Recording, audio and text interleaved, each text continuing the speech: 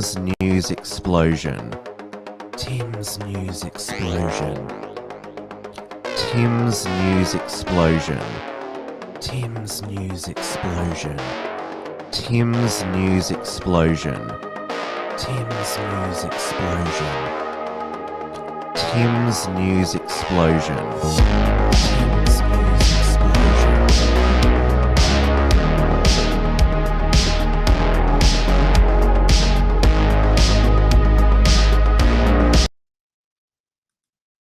Hello, everybody, and welcome to this week's Tim's News Explosion. Back on a Monday evening on this 30th of June, 2025, the end of the financial year. Tomorrow, July the 1st, will usher in electricity price rises and other increases in government fees and levies. We are live on the Wilms Front YouTube channel, the Wilms Front Rumble channel, and on my Wilms Front X account. Hello to everyone in the live chat. It is 8:30 p.m. here in Melbourne, Victoria, where you can still get petrol for less than $2 per litre quite easily, thanks to the Israel-Iran ceasefire holding, which, as we were going to air Tuesday evening, it was looking like it had fallen apart just as it had come into effect. And now Trump, when he announced it on the morning, last Tuesday morning, Australian time, he said it would come into effect 12 hours. So Israel and Iran were still firing missiles, rockets, and bombs at one another. And Israel claimed that Iran had violated the ceasefire. And now, during the show, I brought the breaking news that Trump was not happy with Israel and didn't claim that Iran's piddly little rocket wasn't enough to justify a huge attack on Iran. So he said on his Truth Social, Israel, don't drop those bombs. And in the end, it was just and this is what happened last year when Iran and Israel were shooting missiles at one another to basically show that they were responding every time. Their responses, retaliations just got weaker and weaker, and then they eventually it was piddle paddle all of the missiles, and so they could all say that we responded to every missile and rocket attack and mission accomplished. When it looked like the ceasefire was not going to hold, that's when Donald Trump unleashed the F-bomb. Israel says that Iran violated the peace agreement and the ceasefire agreement. Do you believe that Iran is still committed to peace? Yeah, I do. They violated it, but Israel violated it too. Are you questioning if Israel is committed? Israel, as soon as we made the deal, they came out and they dropped a load of bombs, the likes of which I've never seen before. The biggest load that we've seen. I'm not happy with Israel. You know, when I say, okay, now you have 12 hours, you don't go out in the first hour and just drop everything you have on them. So I'm not happy with them. I'm not happy with Iran either. But I'm really unhappy if Israel's going out this morning because of one rocket that didn't land, that was shot, perhaps by mistake, that didn't land. I'm not happy about that. You know what? We basically have two countries that have been fighting so long and so hard that they don't know what the fuck they're doing. Do you understand? Now, there'd be some Americans who would be more offended at the president dropping the F-bomb than an actual bomb being dropped. Americans have this thing about swearing on US network TV. You can't swear. Now, despite the fact that a lot of the US media were saying that, and Donald Trump's own intelligence, the director of national intelligence, said that Iran wasn't pursuing a nuclear program. And so why are you doing this strike on Iranian nuclear facilities? But of course, when he claimed total obliteration, then the US mainstream media and other global media, they suddenly changed their position that Iran did have a nuclear program and that there was this leaked intelligence report that leaked to the CNN, MSDNC, and the New York Times that claimed Iran's nuclear program's ambitions only been set back by a few months because they moved everything in anticipation of the US bunker busting bombs. Now, Trump went on to the NATO summit and he unleashed on the fake news media. This was an unbelievable hit by genius pilots and genius people in the military, and they're not being given credit for it because we have scum that's in this group, and not all of you are. You have some great reporters, but you have scum. CNN is scum. MSDNC is scum. The New York Times is scum. They're bad people. They're sick. And what they've done is they're trying to make this unbelievable victory into something less. Now, even they admit that it was hit very hard, okay? But it wasn't hit hard. It was hit brutally, and it knocked it out. The original word that I use, I guess it got us in trouble because it's a strong word. It was obliteration. I mean, we may do papers on it, Marco. Maybe we're going to do papers on it.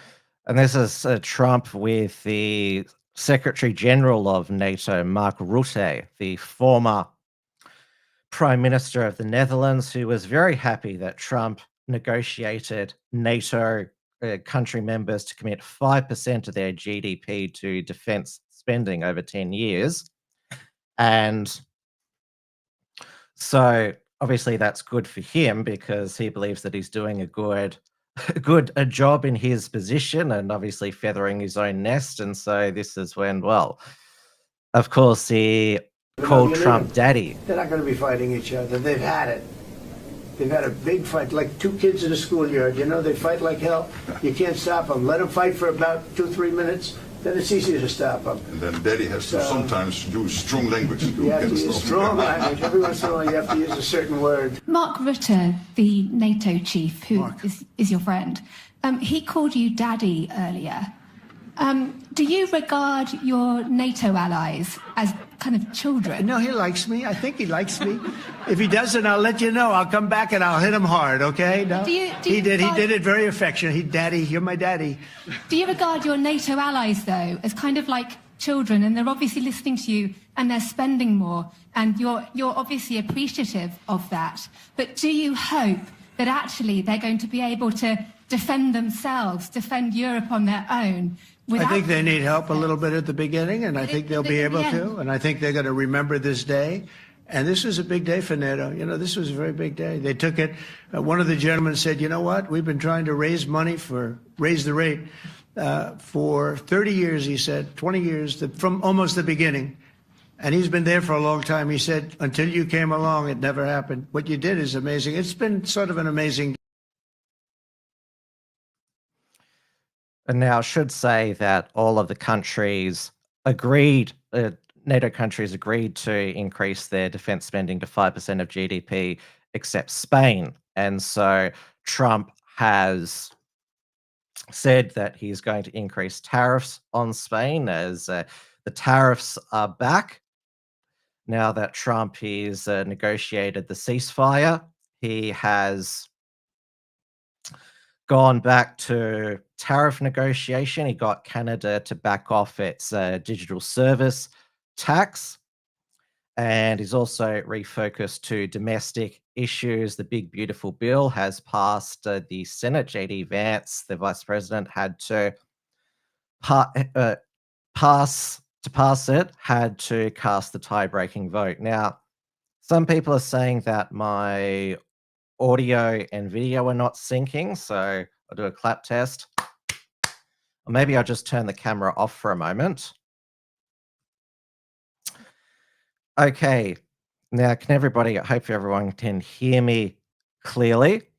And I hope that they can all see me clearly now. I don't know why there's this delay. I can edit it in the post-production.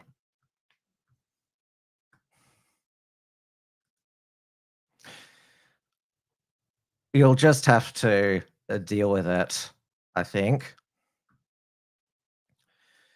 Now, Iran's supreme leader, Ayatollah Ali Khamenei. So it's funny that the first Ayatollah, the Kalmoni, and so this one's called Khamenei. So he, of course, had to claim a victory as well. So he claimed the Islamic Republic delivered a slap to America's face.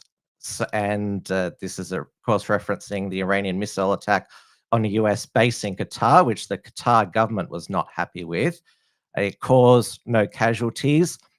And he also claimed the US strikes on Iran's nuclear sites did not achieve anything, and Donald Trump had exaggerated their impact. Now, it was a pre recorded message that was aired on state television. He hailed the country's victory over Israel and vowed to never surrender to the US. And they had a massive funeral for all of the nuclear scientists and other military personnel who were killed by the Israeli airstrikes. Now, Donald Trump, while he's also refocusing on domestic affairs, which what an America First president should do, he's also trying to end the other Middle Eastern war. He is lobbying, trying to negotiate a ceasefire between Israel and Hamas, who, of course, control Gaza, which Israel has continued to bomb Gaza while they're also sending missiles and rockets to Iran. And I wonder if the leverage that, because it's all about the art of the deal for Donald Trump, whether he is saying to Benjamin Netanyahu, look, you end all these wars and I'll help you escape the corruption charges that you're on so you can have a dignified exit from Israeli politics. So this is what he posted on Truth Social. It is terrible what they are doing in Israel to Bibi Netanyahu. He is a war hero and a prime minister who did a fabulous job working with the United States to bring great success in getting rid of the dangerous nuclear threat in Iran. Importantly, right now, he is in the process of negotiating a deal with Hamas, which will include getting the hostages back. How is it possible that the prime minister in Israel can be forced to sit in a courtroom all day long over nothing? Cigars, Bugs Bunny doll. It is a political witch hunt, similar to the witch hunt that I was forced to endure. This travesty of justice will interfere with both Iran and Hamas negotiations. In other words, it is insanity doing what the out of control prosecutors are doing to Bibi Netanyahu. The United States of America spends billions of dollars a year, far more than any other nation, protecting and supporting Israel. We're not going to stand for this. We just had a great victory with Prime Minister Bibi Netanyahu at the helm, and this greatly tarnishes our victory. Let Bibi go. He's got a big job to do. So Trump, it also seems that he's threatening to withhold US military funding to Israel unless the corruption charges dropped. And there'd be a lot of Americans who would say, oh, you want to withhold funding to Israel? Please do. Please make it permanent. Now, moving on to, although it's not a congressional election year in the United States, there is the biggest local government election, not just in the United States, but in the world. That is the New York City mayoral race. So Eric Adams, who is the Democrat incumbent, he did not seek the renomination from the Democrat Party. He was up on federal charges of bribery and other federal crimes under the Biden controlled Justice Department, which he said were politically motivated. When the Trump administration came in, Pam Bondi asked the Justice Department to drop the charges against Eric Adams. So this means that that the Democrats would nominate a new mayoral candidate, and one of the leading candidates was the disgraced former New York governor Andrew Cuomo, who had to resign over sexual misconduct allegations. He failed, but at least it was a more dignified political comeback than Anthony Weiner, who tried to make a comeback after he resigned from the Congress for sending pictures of his wiener over Twitter. And then more dick pics came out when he ran for mayor of New York. And of course, he eventually went to jail when it was revealed he sent wiener pics to underage girls. And in the aftermath of the Wiener comeback, New York elected the communist Bill de Blasio. And in similar circumstances, with a disgraced Democrat attempting a comeback, Democrats have nominated for mayor another communist, Zoran Mamdani, who was born in Uganda to Indian parents and is a Muslim. He is basically Sadiq Khan, the Muslim mayor of London, plus Bill de Blasio on steroids. So he supports government-owned supermarkets in New York City because we've seen how well that has worked in Venezuela, and he's also promised to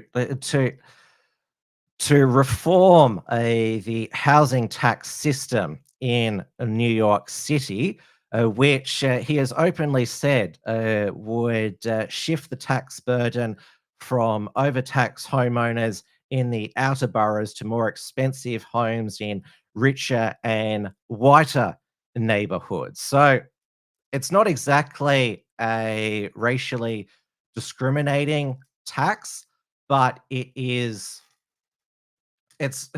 because there is so much more.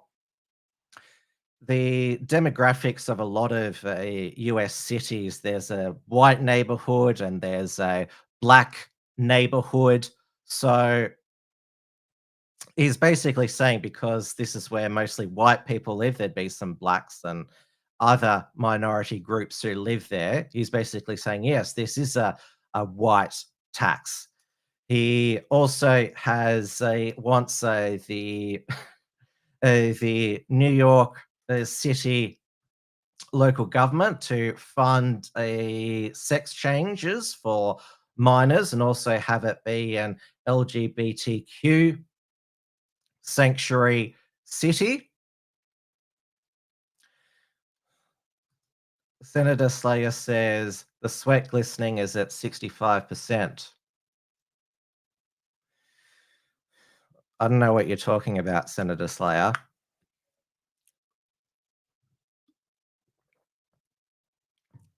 Now let's go back local to Victoria, where we had our new police commissioner sworn in, Mike Bush, who used to be the top cop in New Zealand. And there was a pomp and ceremony at the Victoria Police Academy in Glen Waverley, and there was a Maori contingent who flew over to take part along with several Aboriginal elders in a Pohiri ceremony, which will involve traditional singing and dancing, even though he's supposed to be the Chief Commissioner of Victoria Police.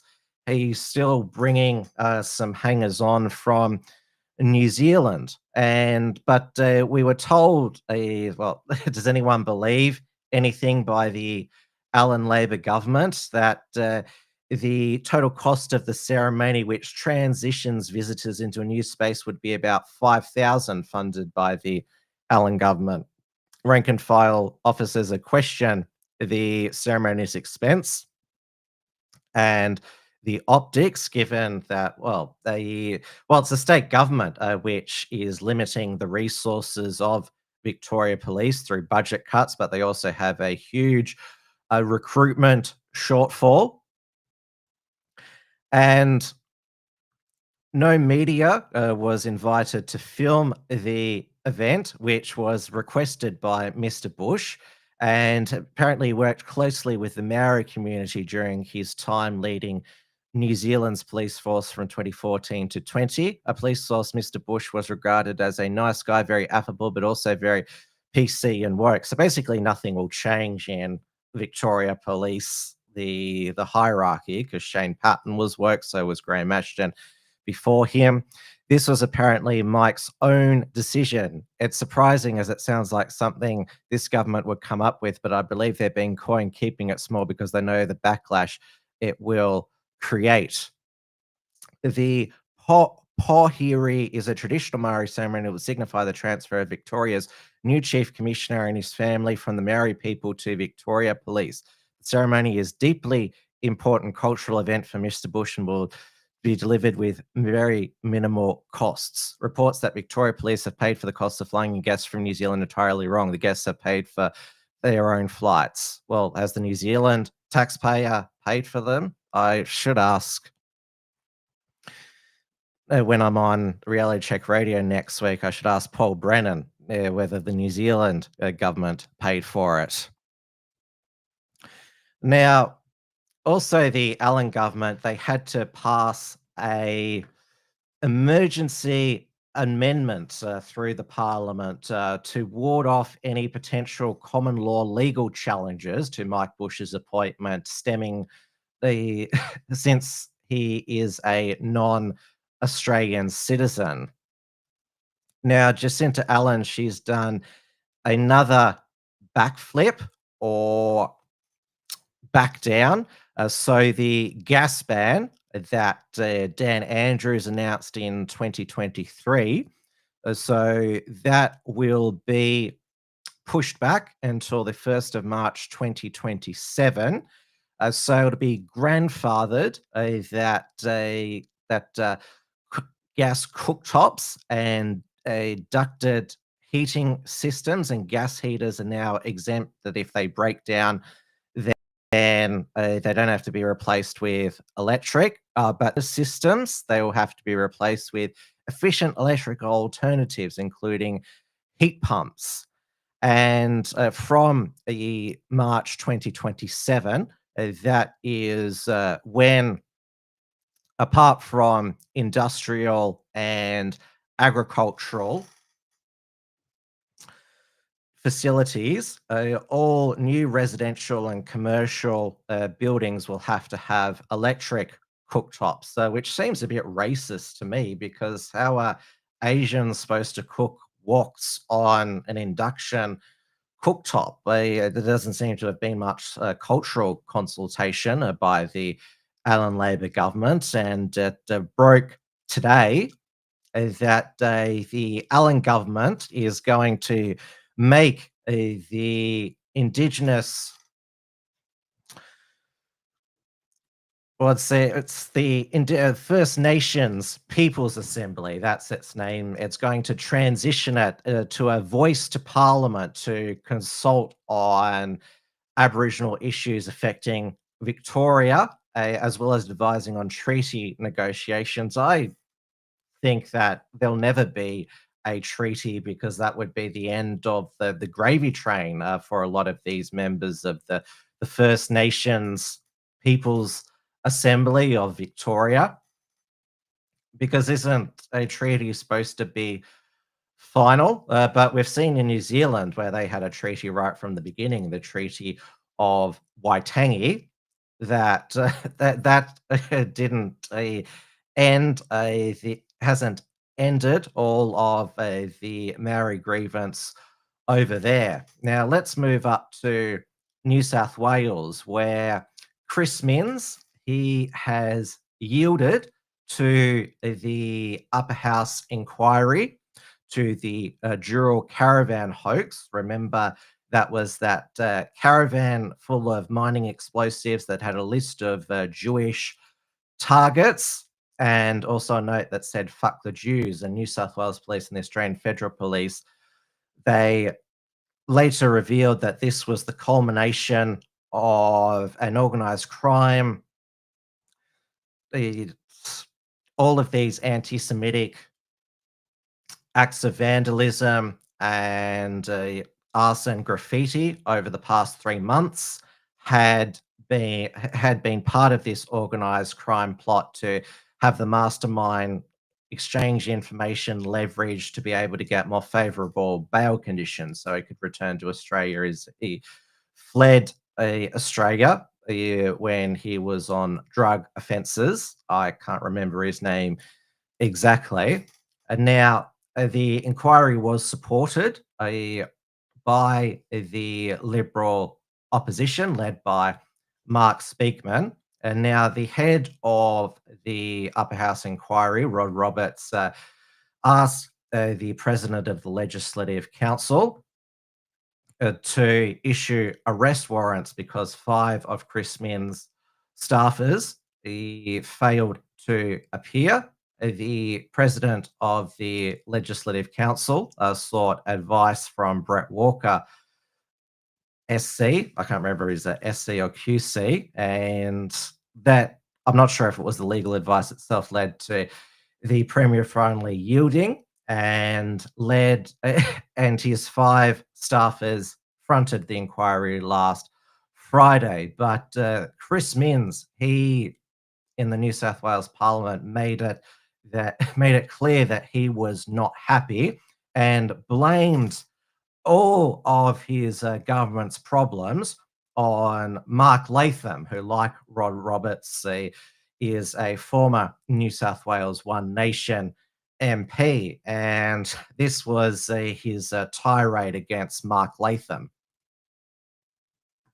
So, Mr. Speaker, the biggest challenges to reform in New South Wales are the Legislative Council. Right now, that chamber is in the process of unwinding much-needed reform to workers' compensation, torpedoing, Mr. Speaker, bail law changes in the state, as well as winding back vilification laws in New South Wales. And in addition to all of that, they're also setting up a star chamber to investigate hard-working public servants in this state.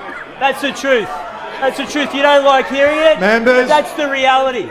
And Mr. Speaker, member for North Shore, member for North Shore, you're on a call. It's always amazed me, Mr. Speaker, that members of the upper house earn the term honourable the day they're elected.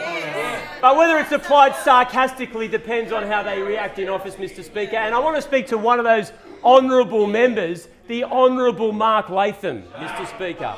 Because he seems to be the one calling the shots. No doubt you'll come to his defence. No doubt you're going to come to his defence. But he seems to be the one calling the shots in the upper house.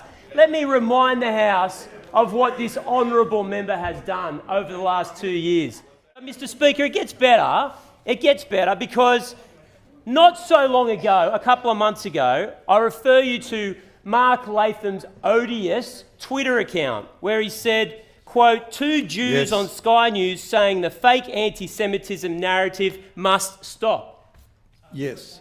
2 minutes is granted. Then he goes, Minns emboldened the Jewish lobby and now it's out of control. Mr. Speaker, of course, that old trope of bigots everywhere blaming a Jewish conspiracy. Blaming a Jewish conspiracy. And I have to say, I thought the person who summed it up best, Mr. Speaker, was the member for Vaucluse, who gave a brilliant contribution in the Upper House inquiry where she said the term hoax felt like an affront because for our community it was very real. Fire bombings of synagogues, of people's homes, that was real. There was nothing that was a hoax or fake about it. So I appreciate what people might have meant with the term hoax, but for us, it's a very painful slap in the face. A brilliant contribution from the member for Vaucluse. Now, Mr. Speaker, it may not shock people in the gallery or this parliament that one of Australia's biggest bigots doesn't like hate speech laws. But that doesn't mean they're not justified. And I want to correct the record for members in the gallery and in the public. There were 14 incidents involved of anti-Semitism related to the Dural Caravan inquiry. There were 367 anti-Semitism attacks in New South Wales over the last 2 years. 367. Blithely ignored by the member in that other place, Mark Latham. Now, I'm reminded of that old adage, Mr. Speaker, never wrestle with a pig, because you both get dirty and besides, the pig loves it. But I have to say to you, Mr. Speaker, at some point, members of this parliament and the other house have to stand against this bigotry. And there is a coalition emerging of Greens in the upper house, the coalition and One Nation voting together day after day after day to platform one of the most shameful bigots in New South Wales. It's so Chris Minns basically saying that if you work with Mark Latham in any way in the upper house, then you're cooperating with one of New South Wales, Australia's biggest bigots, a shameful bigot. Reminds me, of course, which federal political party did Mark Latham lead 21 years ago? Oh, yeah, it was the Labor Party, where he spent the first 20 years of his political career. Now, Chris Minns was also having a go at Mark Latham. Part of what inspired that tirade is because Mark Latham had used parliamentary privilege to share the details of a confidential medical information of the independent member for Sydney, Alex Greenwich, which was presented to the New South Wales Civil and Administrative Tribunal during a homosexual vilification and workplace sexual harassment claim brought by Greenwich against Latham. Now, this is in addition to the federal court case where Justice O'Callaghan, the same justice who found that John Prosciutto defamed Maura Deeming, found that Mark Latham defamed Greenwich in an offensive tweet, which I'm not going to repeat anymore because it has been deemed defamatory. So as part of the tribunal process, the psychologist report, so obviously Greenwich was tabling this to show how it had impacted him, were made confidential, but Latham revealed it in parliamentary privilege, which has not been republished in the media. So Greenwich told the lower house that Latham is someone who thinks far too much about me. He thinks and talks far too much about my sex life. And Greenwich has now deleted his X account. Which is, of course, where all this started. So Latham's defamatory tweet was in reply to what Greenwich had said that, well, it wasn't in reply to Greenwich, somebody reposting Greenwich's comments that Mark Latham was a disgusting human being. Now, also, what has happened in New South Wales is that this Greens candidate is by the name of Hannah Thomas. She could lose vision in one eye, and it's unclear when this occurred, but it seems to have occurred when a scuffle broke out between her pro-Palestine supporters and New South Wales police when they were trying to arrest her for refusing a move on order when she and other pro-Palestine protesters blocked a business called SEC Plating on Lakemba Street in Belmore, which is in Sydney's southwest. So they claim that SEC Plating supplies parts used in the manufacture of F-35 jets, which are flown by the Israeli Defense Forces. The company has denied it. Now, she was the Greens candidate who stood against Prime Minister Anthony Albanese in Grayndler. And she claims, I weigh 45 kilos. How could I be any threat? There are two critical incident investigations by New South Wales police. It's really unclear. She hasn't accused New South Wales police of injuring her, but she said as a consequence of New South Wales police actions. So I heard in this one of the commissioners on with Ben Fordham on 2GB said it's not clear from the body-worn camera how she sustained that eye injury, but he backs his officers, and they didn't use the new hate speech laws. He said they used a move on order, refusing to comply with a directive, because in New South Wales they already have, if it's the police declare it unlawful protest, it can be broken up and those who refuse to comply can be arrested. And now let's move on to segueing into the unfair dismissal victories, victories against cancel culture. So I'm not sure if any of you remember Antoinette Latouche. So she was hired by the ABC as a 1 week fill-in Radio Sydney presenter, and she was. It was suggested to her it'd be unwise to continue her pro-Palestine activism while being a guest host. She shared on her social media a Human Rights Watch report about the war in Gaza with the caption, Human Rights Watch reporting starvation as a tool of war. And the ABC, they basically panicked when Lawyers for Israel and the Jewish Australian creatives and academics demanded her sacking. So the Federal Court Justice, Darrell Ranga, ruled that she was unlawfully sacked by the ABC for her political opinion. She didn't say any pro-Palestine stuff on the air. It was on her private social media, and awarded her $70,000 in compensation for economic loss, but didn't find that she was racially discriminated against.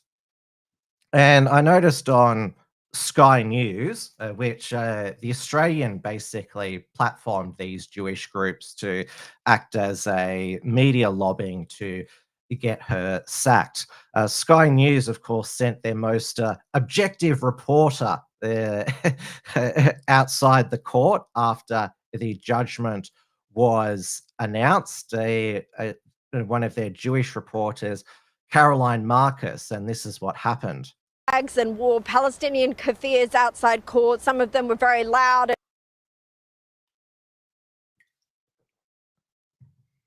And interrupted across that I attempted to do earlier, chanting things against the mainstream media, chanting rude slogans about the ABC itself, which I don't think I'll be able to repeat on air, and also chanting about Israel's military action in Gaza.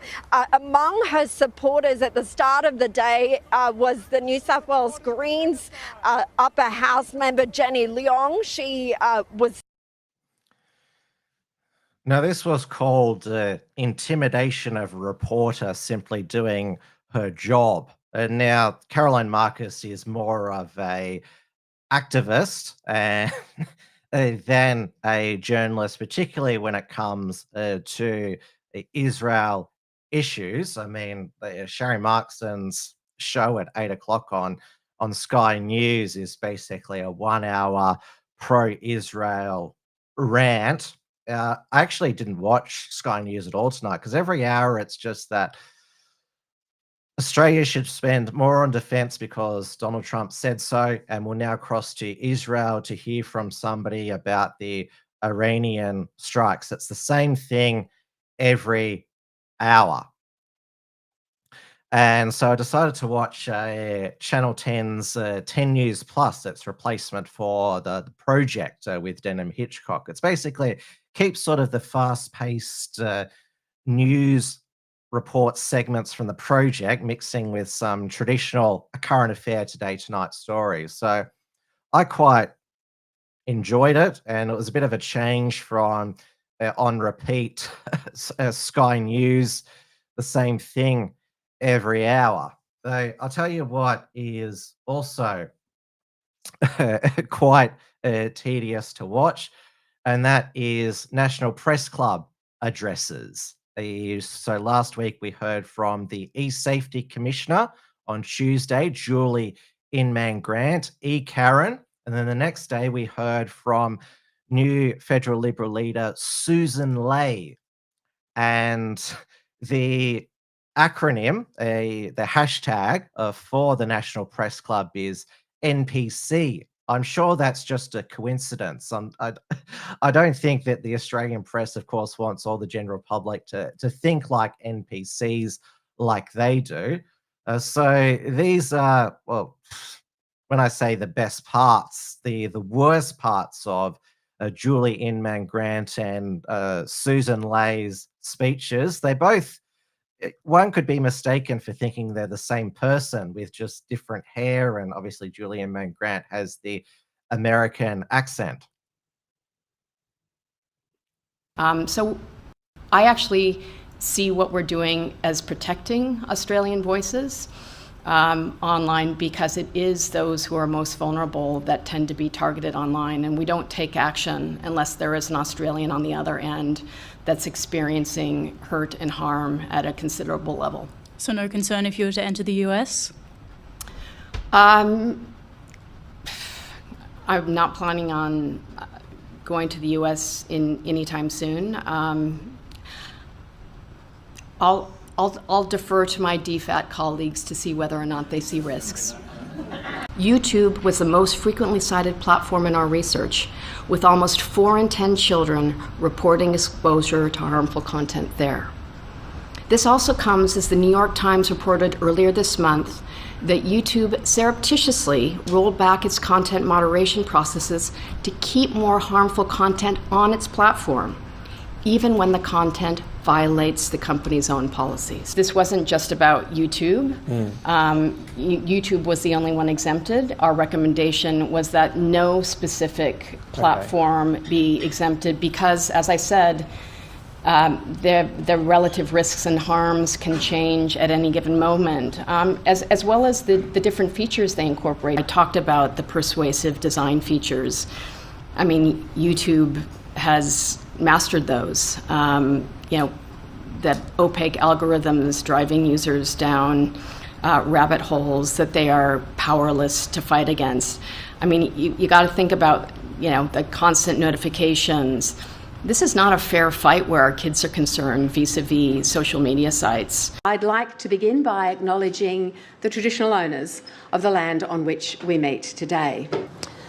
Another area that demands stronger government intervention is the protection of our children from devices and technology.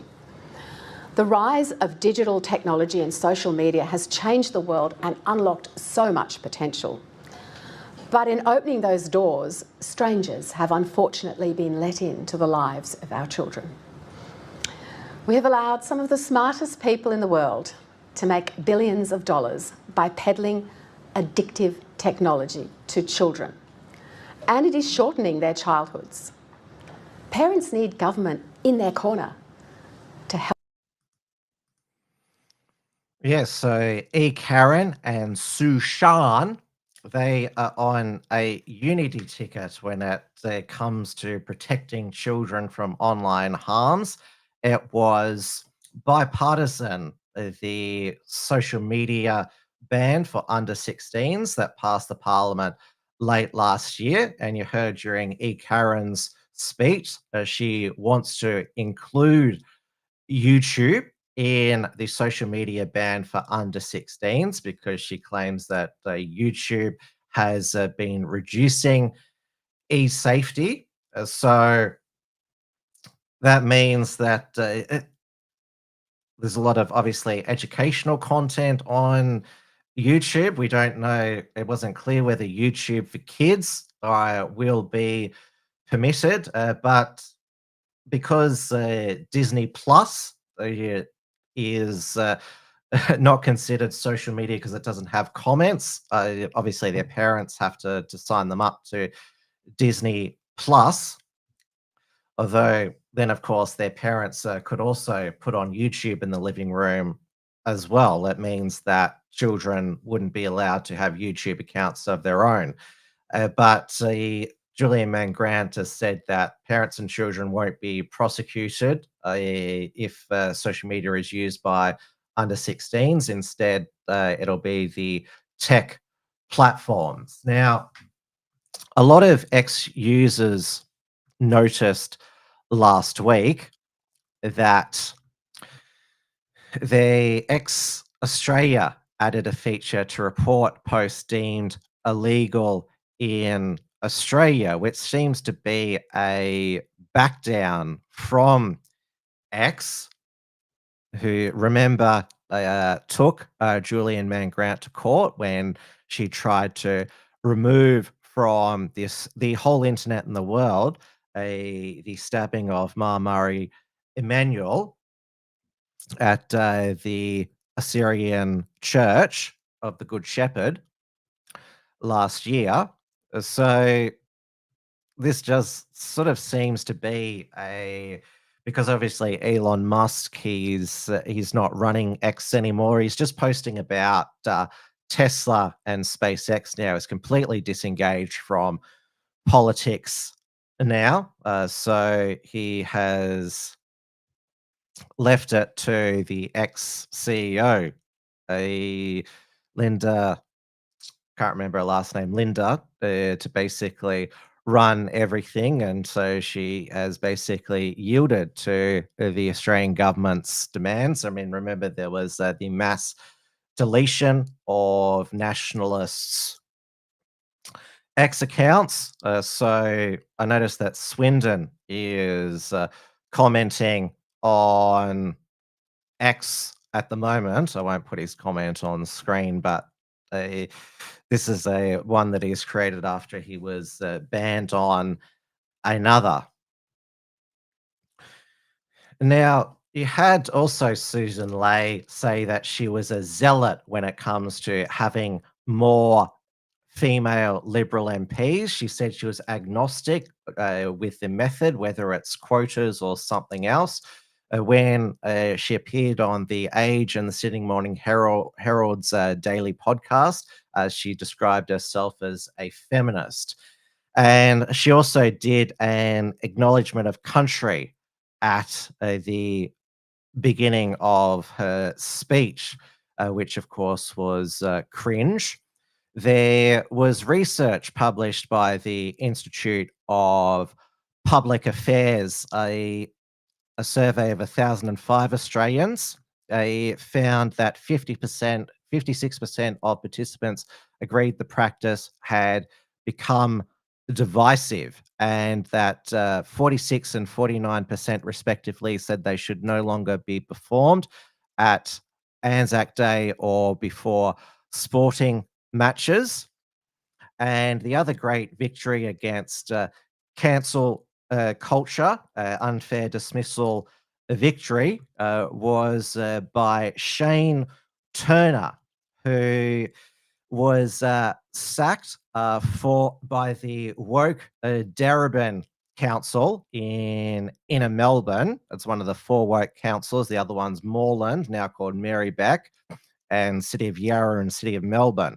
So he was a street sweeper who was sacked for objecting to acknowledgement of country at a weekly toolbox meeting. And he has spoken to the News Corp papers. He was also on Sky News Tonight with James McPherson, filling in for Andrew Bolt. Shane Turner, 60, said he believed, of course, the country was becoming too political and that if you're a pale, stale male, you can't go to work now and have a laugh. Breaking his silence after the Fair Work Commission upheld his unfair dismissal claim against Melbourne's Darebin Council.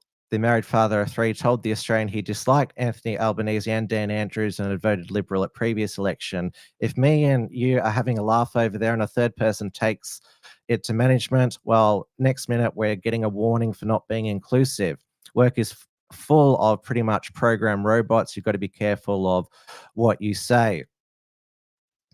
So when the acknowledgement of country occurred at the Toolbox meeting, he was shocked and interrupted and said, "Are you joking? This is meant for special occasions. Next thing we'll have it at the opening of a letter." So council launched an investigation following his comments and then dismissed him. So it is good that this was a case of unfair dismissal, while Antelef Latooth, who was sacked for a political opinion, that was unlawful dismissal. So they're two different things under the Fair Work Act. But obviously, Shane Turner is a absolute Aussie legend.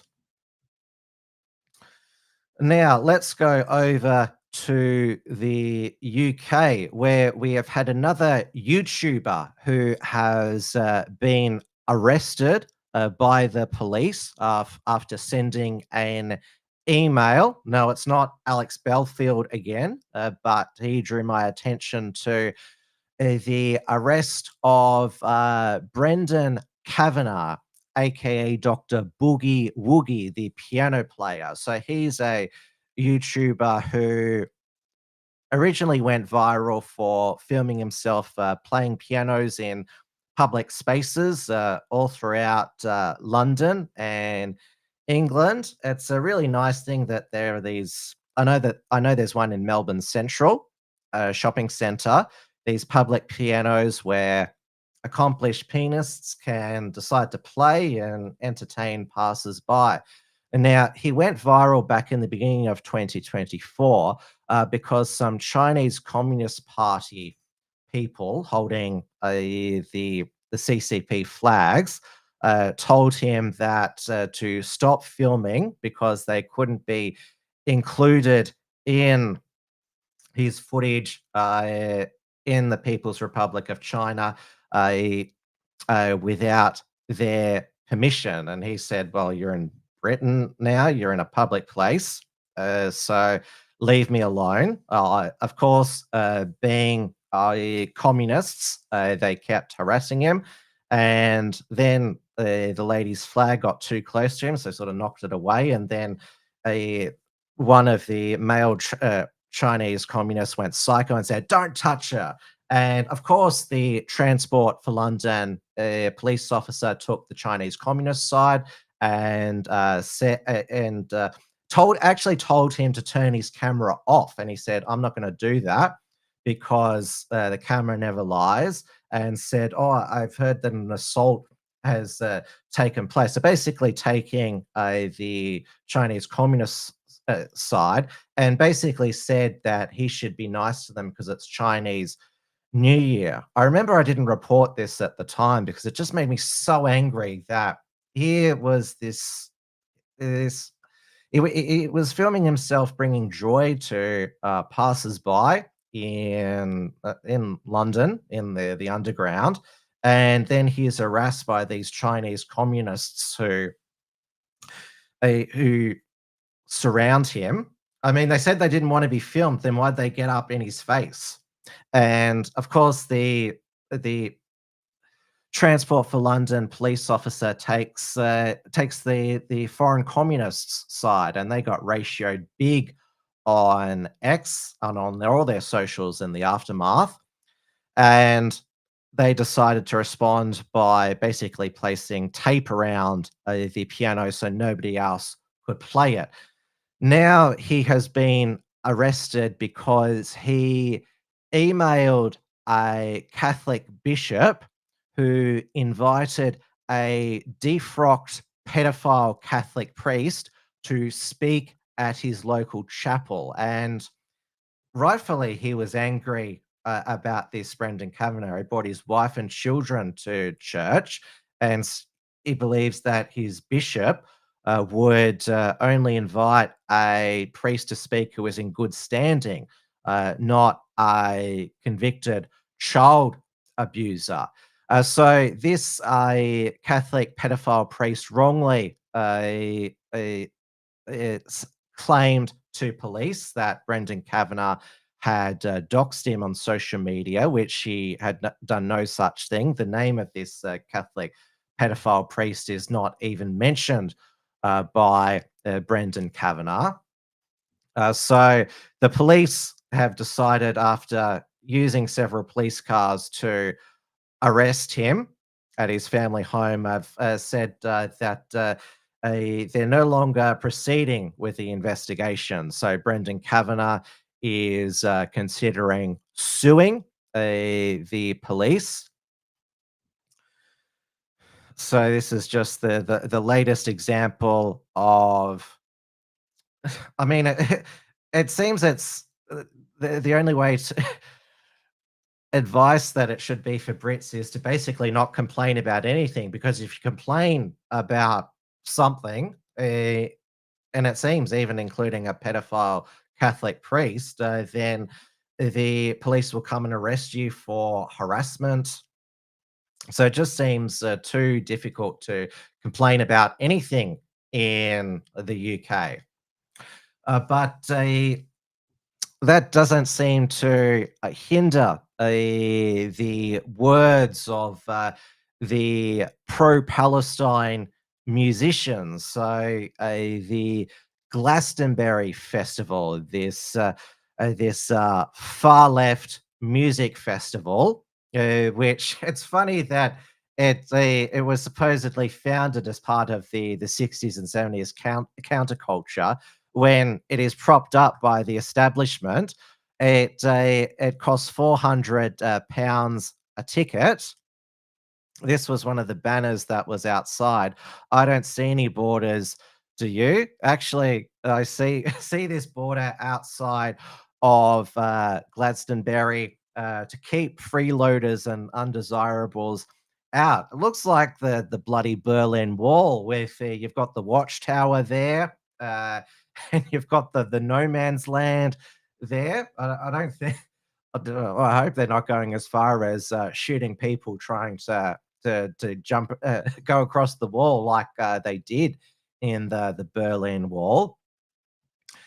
Now, one of the performers at Glastonbury, Kneecap, who are a Northern Irish band, they have already been under investigation for chanting "The only good Tory is a dead Tory, kill your MP and up Hamas, up Hezbollah." Now, the BBC didn't broadcast their set at Glastonbury because one of the Kneecap members, Mo Chara, has been charged for allegedly displaying a Hezbollah flag, though they're not being charged by the Metropolitan Police for any of the other statements that they made.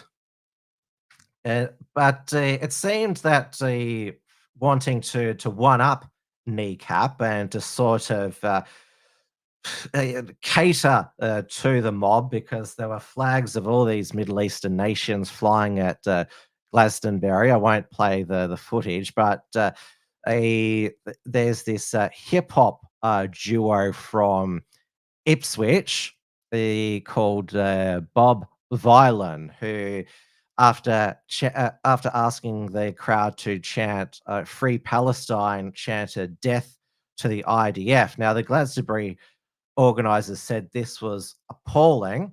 It's good to know where their line is. And they have previously said, this is them, the members of Bob of Ireland there. They are from Ipswich in England. They have said, kill the fucking Queen, burn Britannia.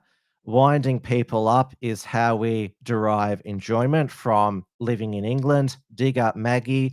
I wipe my ass with the UK flag, then spit on the crown. Give Churchill statue the rope, see if it floats. And now there have been calls for a Bob of Ireland and Kneecap to be prosecuted and jailed like Lucy Connolly, who was jailed for posting. Well, she pled guilty, which she shouldn't have, for posting about she didn't care what happened to the migrant hotels. And I tend to agree with some. How about rather than have a equality of jailing people for provocative political statements, which on the face of it seem like they're inciting violence, but it seems that in a lot of these, when it comes to a lot of these, whether it's on the left or the right, people say these crazy, provocative, insightful statements, but they don't really actually mean it. But there is, of course, the two-tier policing where Kneecap and dare I say Bob Violent are not going to be prosecuted. So I tended to agree with the statement by a former Conservative, a member of the European Parliament, Daniel Hannan. Free speech means you can be ill-mannered up to the point of harassment, obnoxious up to the point of intimidation, offensive up to the point of incitement. This applies equally to Kneecap, Bob Violent, and Lucy Connolly, none of whom actually pushed people into violence. On reflection, X is probably not the best place to try and explain that general principles are distinct from specific cases. Like I'm at the stage now where I don't want to jump on the outrage brigade. I don't want to be like Sky News Australia and dedicate full segments to saying how terrible these, because they're actually, us talking about them is what they want. It's sort of the same how Bonnie Blue and Lily Phillips, they do these disgusting sex stunts to be talked about. They're wanting to get attention, otherwise nobody. Like, I didn't know who Kneecap and Bob Violent were until they chanted all of these crazy slogans. So obviously, I do not agree with any of what they said, but I don't want to get into a race to prosecute people for crazy and what many deemed incitive political statements. Now, one pro-Palestine group in the UK, Palestine Action, has been declared a terrorist organization. And this is not words. This is actually what they've done is domestic terrorism. So what they did is they broke into a Royal Air Force base in Breeze Norton, and they damaged two Airbus A330s MRTT refueling planes by spraying red paint into the engines and using crowbars, causing millions of pounds in damage. The group claimed that this was to protest the UK's alleged logistical supports for Israel's actions in Gaza. Now, this is terrorism, sabotaging a government planes. So this is basically the same sorts of what Extinction Rebellion and Just Stop Oil and Insulate Britain have done. What they do, that although it's not blowing something up, acts of sabotage are forms of domestic terrorism, using basically they're using these acts of, because they are acts of violence, to achieve political ends. So yeah, we have a clear difference here between words and also destructive actions, because of course somebody could have actually been killed if those planes had been used and then they crashed. So yes, I think it's quite correct of the Starmer, the Labor government, to list Palestine Action as a terrorist organisation, which means it's illegal to support it either financially or endorse it in any way. So that brings us to the end for Tim's News Explosion for another week. Thank you so much for your company once again. Now, I will let you know when the next Wilms Front featured interview show is, who it's with, and when it'll be aired. Now, I will be back on RCR Radio in New Zealand next week. And now, I also intend to film some more reports from Tiger Mail with Richard Wollstonecroft very soon. Now, of course, I cannot do this without your support, so please consider taking out a premium membership on the Unshackled.net. So bronze $5 per month, $50 per year. The silver $10 per month, $100 per year. Gold $25 per month, $250 per year. Or platinum, $50 per month, $500 per year. So the unshackled.net/membership. The unshackled.net is also where all of our Unshackled articles are still published.